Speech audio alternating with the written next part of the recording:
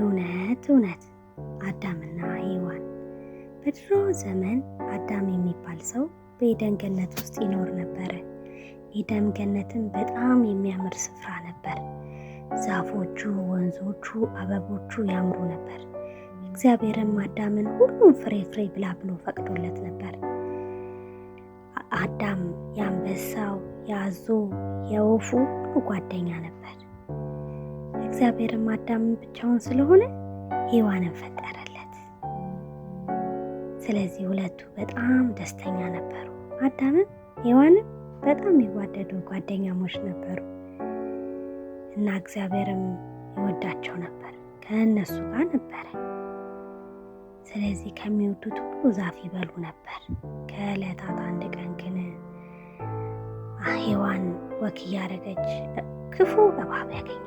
ሔዋን እንዴት ነሽ? እሷም ደህና ነኝ፣ እንዴት ነህ? ይህን ዛፍ አየሽው?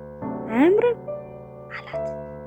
እሷም አዎ፣ እግዚአብሔር ግን ሞትን ትሞታላችሁ ከዚህ ዛፍ አትብሉ ብሎናል አለችው። እሱም አይ አትሞቱም፣ ዓይናችሁ ይበራል ይህ ውስጥ ያላት። ሔዋንም ስታየው በጣም የሚያምር እንደሆነ አየችው። በጣም ቆመቸች። ብትፈራም ግን በጣም አማራት።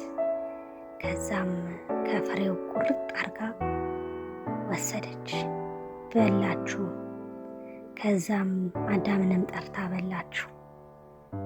ከዛ በኋላ አዳምና ሔዋን ጥፋት ስላጠፉ ከእግዚአብሔር ተደበቁ። አዳም ደነገጠ። እግዚአብሔርም አዳምን ፍለጋ መጣ። አዳም አዳም አለው። አዳምም አቤት አለ። እና እንጂ ሲለው አይ አለ። እንዴ ለምን? ከዛ አትብላ ካልኩ ዛፍ በላ አይደል አለው። አዳም አዎ ሔዋን እኮ ናት አለ። ሔዋንም አይ እባብ እኮ አሳስቶኝ ነው አለችው። እግዚአብሔርም አዳምና ሔዋንን በጣም ተቆጣቸው፣ እባብንም ጭምር። ስለዚህ ከኤደን ገነት አስወጣቸው፣ ልብስም አለበሳቸው። ስለዚህ አዳምና ሔዋን ባጠፉት ጥፋት በጣም ተጸጸቱ። ከኤደን ገነትም መውጣታቸው በጣም ይቆጫቸው።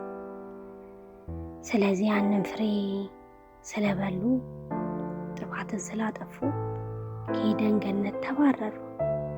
እባብም በእግሩ ይሄድ ነበር፣ እግዚአብሔርም በሆዱ እንዲሄድ አደረገ። ግን ኢየሱስ የሚባል ሰው ከብዙ ዘመን በኋላ መጥቶ አዳምና ሔዋንን አስታረቃቸው። በመሃላቸው የገባውን ጠላት አስወጣላቸው። ስለዚህ አዳምና ሔዋንም ከእግዚአብሔር ጋር ተታረቁ። እነሱም የራሳቸውን ኑሮ መኖርን ጀመሩ። አዳምም ተክሎ ዘርቶ መብላትን ጀመረ። ሔዋንም እንደዛው። እና ልጆችዬ የአዳምና የሔዋን ታሪክ ይሄ ነበረ። ስላዳመጣችሁኝ አመሰግናለሁ። በሌላ ተረት መጥቼ እስከነግራችሁ ድረስ ላይክ፣ ፎሎ፣ ሰብስክራይብ አድርጉ። በጣም ነው የምወዳችሁ። ቻው